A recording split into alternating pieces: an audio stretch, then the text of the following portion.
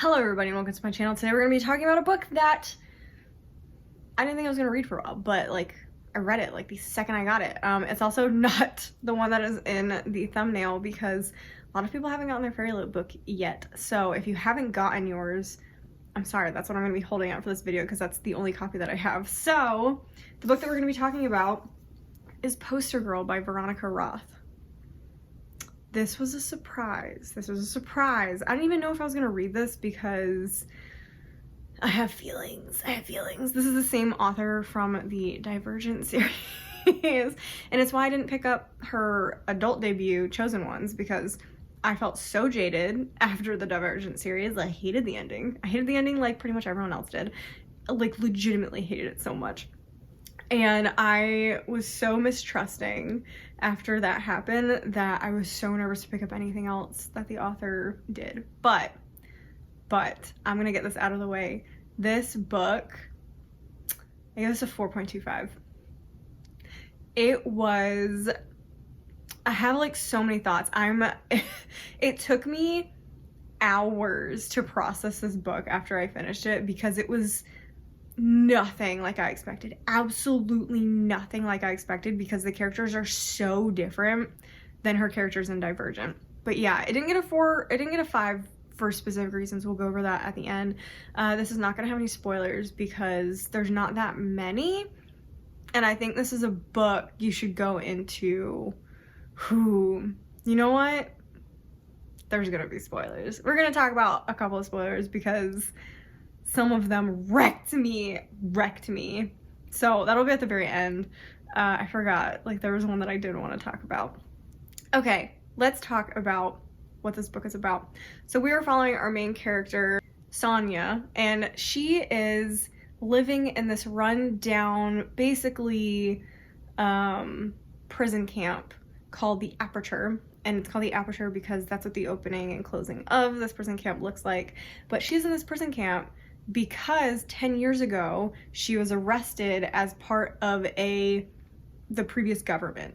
So we were living in a not post-apocalyptic but post-previous governmental world. It's been 10 years since the fall of the previous government called the Delegation. The Delegation was a very in-your-face governing body. It's kind of like, think what China is if they could literally implant something into your head. So we have something called the Insight, which was a mandatory thing under the Delegation. It was implanted into your brain and it watches everything you do and it keeps it's like basically having a computer in your brain, but the government is running it. And you earn money, des coins, by ratting on other people doing bad things. So there's low crime rates, general peace in the area, but at a cost. Like people are basically robots and you can't go against what the mass wants. Like you can't do anything you want and you're actually like basically poised to do certain things the government wants you to do. So it's very all-controlling. They also have a one-child rule like China did for a while. So very, very controlling. Obviously caused an uprising. So 10 years before this book begins, there was an uprising. Everyone who is higher up members of the Delegation were arrested. Some were executed. The ones who weren't executed, who escaped execution, were put in the Aperture. So our main character Sonia was 17 years old when the Delegation fell, and her family was a very high up family in this organization. So the Triumvirate, as they call the new 3 heads of the new government, which is lack of government kind of. There's definitely still like peace and order, but all the insights have been shut off. So she has been placed in the Aperture and she's been living with the other members of the Delegation and they still have their insights on. They're the only people left in this area that have their insights still on, and that's how you easily recognize them, but they're not allowed to leave. None of them have been allowed to leave in 10 years. They all have life sentences. So the book begins with talking about the Children's Delegation Act, something like that. All kids who were 16 and under have been released because they're not going to be held responsible for what their parents did. She is 17, so she just misses the cutoff. And also they wouldn't release her because we find out that she's literally became the poster girl for the delegation. So her father thought it would be fun and sent her to a photo shoot where she became the face of the delegation because she's very pretty and she has just like that generic pretty face that they wanted to show. And her poster says, what is it? What is right is right, something like that. And that's one of the phrases. So all that's gone down. The point of this book is she's given an opportunity to get out of the aperture, but she has to find a missing girl. So because of this one child act during the delegation's time period, if parents had an illegal second child, the child was taken away from them. And there's one child left that hasn't been found and brought to their parents, and her job is going to be finding this child. So it's kind of a mystery wrapped in this post-governmental world, but we're following it through the eyes of someone who was like really in depth with this previous government.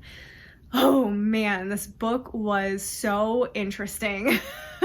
It's very different than other dystopian novels that I've read because, number one, you're following someone that was a part of this other organization. So you see the good side of it. Like, that's the thing that this book talks about. That not everything is fully evil, not everything is fully good. Like, in the new government, there's definitely a lot of problems. There's power corrupts no matter what. Doesn't matter what your intentions are, it oftentimes corrupts. Or if you're not the corrupted, someone else in government is probably corrupted. And then you see some of the good things in the past, like in the delegation. Their goal was to have no world hunger, which was the idea behind the Second Child Act, which is terrible, but no one's starving. So you're just like, oh, like it's so hard. It's so hard because everything is difficult. Like this book makes it very obvious that everything is difficult. Like nothing is, well, there's some stuff that is black and white. We'll talk about that in a little bit. But everything has this grayness to it. Like, yes, telling people they cannot have a second child, you can't do that. You can't tell someone they can't have it and then take their kid away when they, like, oftentimes probably accidentally have one. No, like that's, you can't do that. But at the same time, you're preventing all of these children from starving, which is an issue we have. So it's just like, oh, it's so awful. It's just, that's a lot of the problems you find with world problems would be solved if you take away everyone's rights. I mean, that's the truth of it. Because there's like no violence in this previous governmental world because everyone's ratting on each other. You get money ratting on people for even the smallest things. And it's just like, you can't do that. You can't do that because it creates this awful community awareness, and it's just, it's not good. It's not good. Everything is fake and you can't be yourself, and it's suffocating. So there's just like, that's the problem. And it handles it in a way that's like makes your brain kind of melt a little bit because you're like, oh yeah, I did solve this, but it's a horrible way of solving it, but it's probably like the only way of solving it. So it's so hard. It's so hard. And the things that like I said, we're going through the things I like about it because I like these difficult conversations. It's not like a young adult dystopian where it's like, we took down the government. Yeah, everything is great. No, this is the aftermath of taking down the government. And it's hard. It's really hard because there's poverty, there's violence, there's crime, there's corruption of power still going on. So it's hard. It's really difficult. And I like the take that this had on it. Because oftentimes you're not seeing 10 years after, you're watching the takedown happening because that's where the action is. There's like no action in this book. This is not your regular dystopian book. There's no fighting really. There's nothing, that's not the point of this book. The point of this book is learning about corruption and what it was like to be in this previous government, the aftermath of this stuff, the ramifications, the psychological torment put on these people. So, and you're all getting this through almost this blank slate of a person. I didn't know if I liked it at first, but I think it worked really well. The main character was so brainwashed in her previous life and then stuck in a place where she was still brainwashed when she was actually let out into the real world. She was very much a blank slate and kind of just existing. Like she had no purpose to her existence. And she finally kind of starts realizing that towards the end. And it is so emotional because while you're reading, you're like, gosh, she has like no personality, like nothing. And then she slowly gets like a personality and just like is breaking because of the stuff that she's learning about her family and about the previous government that she thought she loved and the current government, which also has so many problems. And there's just this bittersweet hopelessness in this book that is just so difficult. It's so difficult, but at the same time, you can't look away. You can't look away because you're just like, what's gonna happen? Like, what's gonna happen to this person? Like, are they gonna get better? Like, it was just a lot. It was a lot. Anyway, other things that I liked, the setting was fantastic. It was so good. The setting was so good. It did take a little bit of time to really, because I like the Aperture. I feel like we spent a little too much time in the Aperture before she got out into like the city. So that was a little iffy with the setting, but overall I really, really liked it. I really liked the romance in this. There is a very small romance. It's not the point of it, but it is there. I think she did a good job of making it the backdrop, because in like Divergent, it was one of the main plots in the book. This, it is the backdrop. She is her story, and the missing girl story is the focal point. So I did appreciate that. She did a really good job of not shying away from the difficulties of this type of world. I feel like a young adult, again, shies away from a lot of the death, the destruction, the morally gray stuff going on.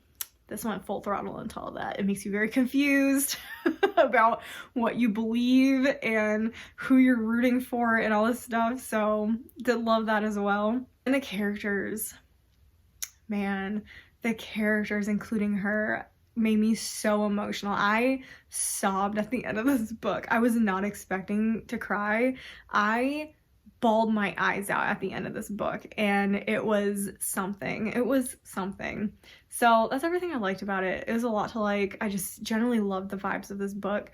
Things that I didn't like I said, you got stuck in the Aperture for a little bit too long at the beginning of the book. I started getting a little bored, and then there was a slow portion towards the very middle of the book that it kind of started dragging a little bit. But once you get over that hump, it's like, it's really good. I also didn't love the end, and I figured I wouldn't, but it makes sense. And there was a little bit of like hopefulness at the end, even though again, it was still bittersweet. That was the problem. I wanted a little more hope from this book. Everything was just kind of tainted with this bittersweetness, but at the same time, I feel like it made so much sense for this book. I feel like if you end it with a lot of hopefulness, it would have taken away from the main character's story. And I'll get into that in spoilers and why I feel like the end makes sense, even though it wasn't my favorite. And it's actually what I struggled with the most when I was rating it, because I like happy endings. And so a bittersweet end is difficult to swallow for me, but I think it makes the most sense with this book and why I didn't dock it like too many points.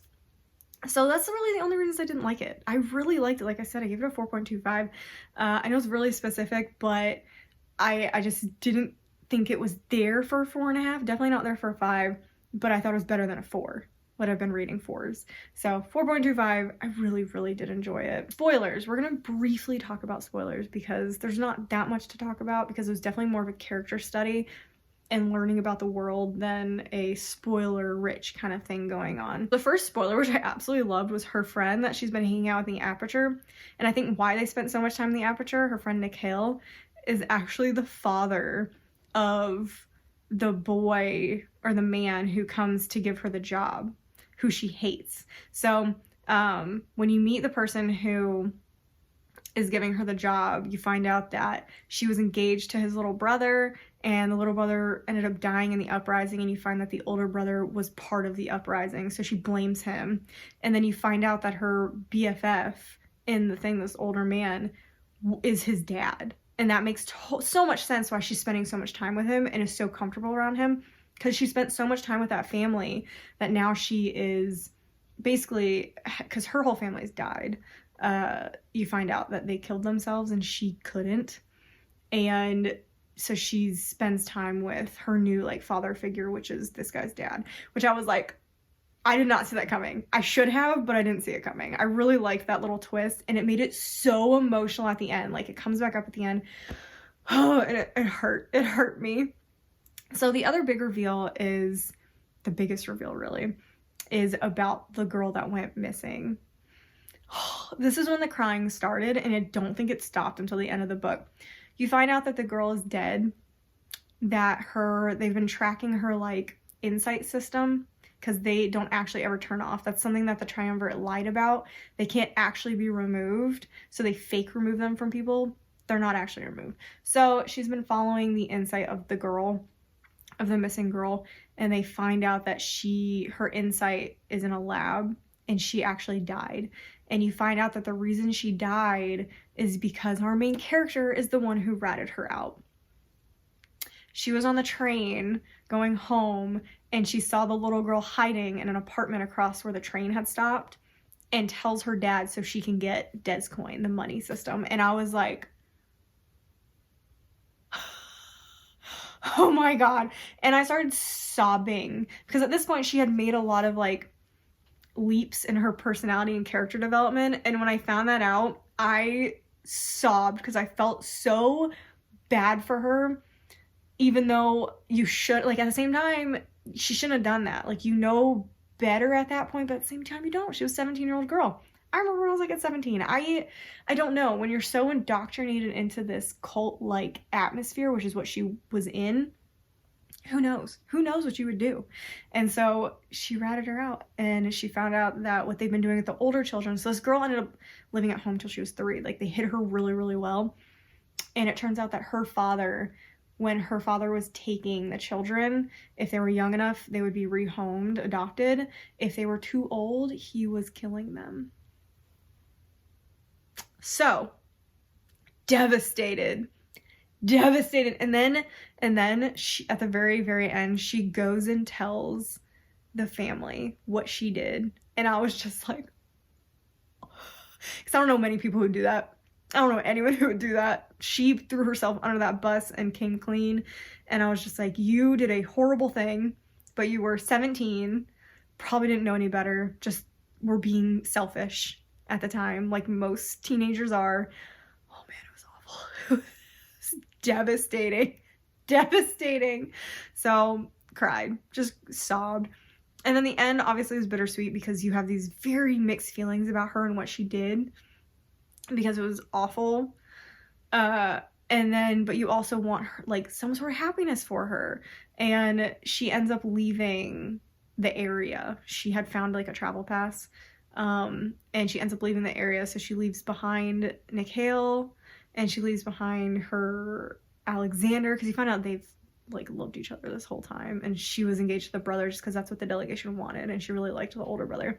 So she leaves basically her only family to go start new, where no one knows her and no one's yelling poster girl at her. And it was just, it was such a bittersweet end, but it ended with a little bit of hope. And with a little bit of hope, because you find out she's been exchanging letters, and she asks Alexander to send a letter to Nikhil for her. So I'm like, so maybe she'll end up with Alexander. She'll probably never see Nikhil again, which made me so sad, but oh my gosh. And then you have complicated feelings about Nikhil, because he was part of sentencing people for these minimal, not very bad crimes. So he was very high up in the delegation, and the only reason he wasn't executed was because he gave himself instantly. It's just hard. It's so hard. So this is a really, really good book. Let's see it for spoilers. There's some other things, but this is what I wanted to talk about in spoilers. But I really liked it. This was a huge surprise this month. Very much enjoyed it. I hope you guys have enjoyed this review. Let me know what you guys thought about it if you've read it yet. So good. It's so good. Anyway, that's all I've got for you guys, and make sure you subscribe for more book reviews, etc., whatever. Like the video, and I'll see you guys in the next video.